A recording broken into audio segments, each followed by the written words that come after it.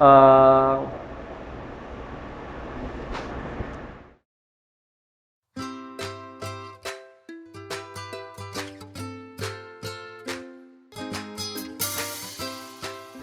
yung coach ko nung high school, naging member ng LSDC. Unti-unti, bine-build up na niya ako. Sinasabi na, pag-college, hali ka dyan, ganyan. So, nung pumasa ako Lasal, una ko naisip, mag-audition talaga for street. Nag-start siya noong 2008. Doon ko na-discover yung LSDC Street. Umabot sa point na malapit ko nang makabisado, pati yung mga mixes nila. Tapos, I remember the day I decided that I wanted to audition. That was after I watched them perform at Sketcher 7.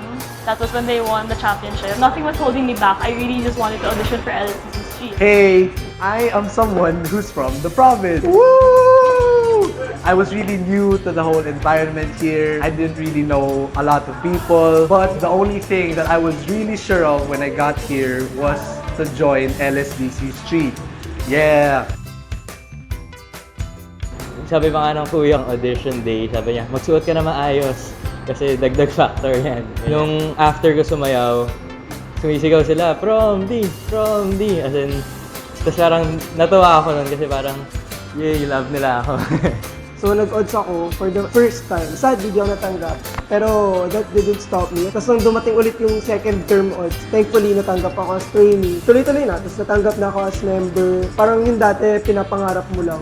Feel ko kapantay ko yung mga tinitingala ako dati.